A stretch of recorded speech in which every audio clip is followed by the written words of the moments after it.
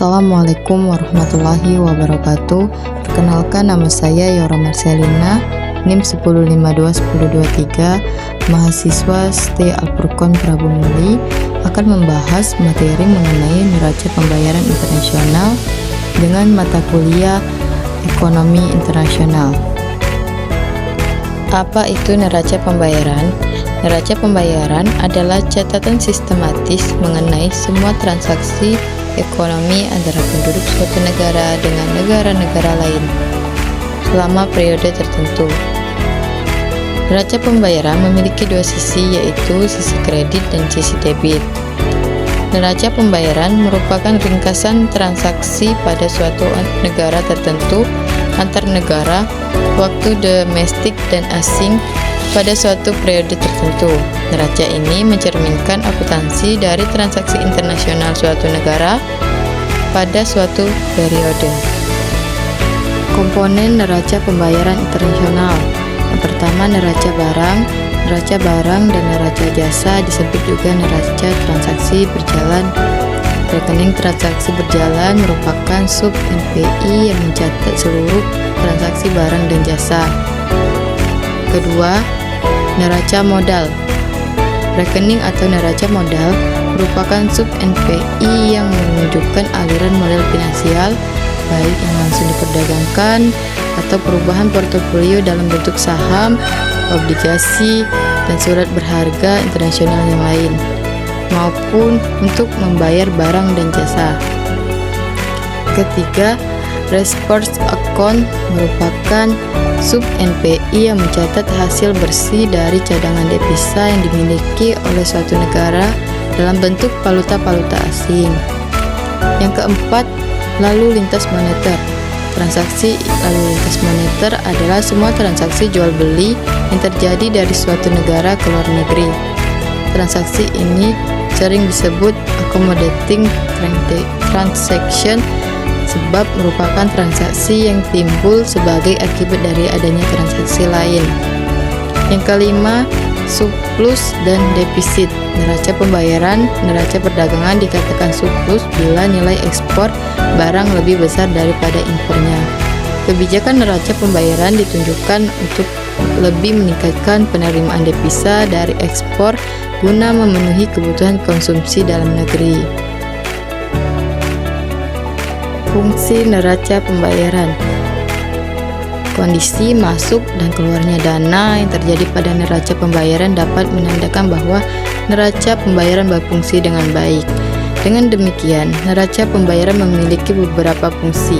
Fungsi-fungsi neraca pembayaran diantaranya: yang pertama, sebagai bahan pemerintah dalam mengambil keputusan di bidang perdagangan internasional. Kedua, sebagai bahan pemerintah dalam membuat keputusan atau kebijakan moneter yang dilaksanakan oleh suatu negara. Yang ketiga, sebagai alat untuk mengukur atau menilai keadaan ekonomi yang berhubungan dengan transaksi ekonomi internasional dari suatu negara. Yang keempat, sebagai data-data keuangan internasional.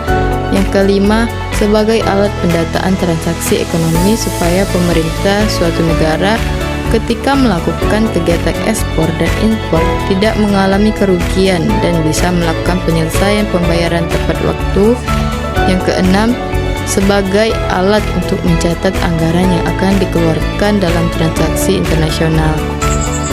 Sedangkan tujuan dari kebijakan moneter Islam itu, yang pertama, mencapai stabilitas harga dan nilai mata uang yang stabil.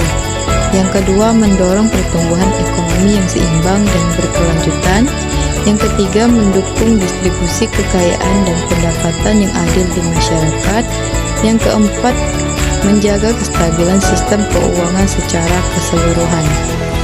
Jenis-jenis neraca pembayaran internasional. Yang pertama, neraca transaksi berjalan.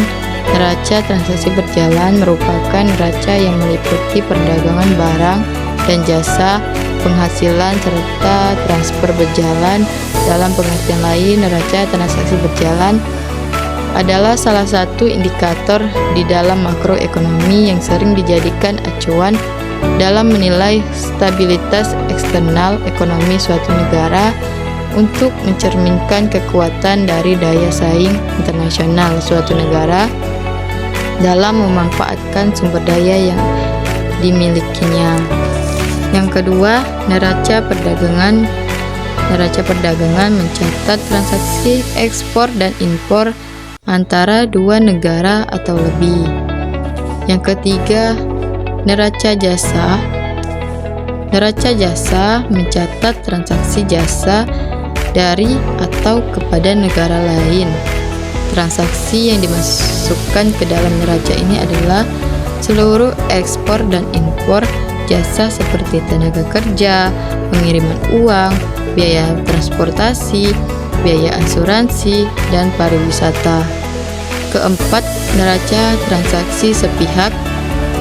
Neraca transaksi sepihak mencatat transaksi sepihak berupa hadiah atau bantuan sosial yang diterima atau diberikan dari atau ke luar negeri tanpa kewajiban untuk membayar kembali. Pos-pos dalam neraca pembayaran internasional. Pertama, transaksi dagang. Kedua, transaksi pendapatan modal. Ketiga, transaksi unilateral. Keempat, transaksi penanaman modal langsung. Kelima, transaksi utang piutang jangka panjang. Keenam, transaksi utang piutang jangka pendek. Ketujuh, transaksi lalu lintas moneter.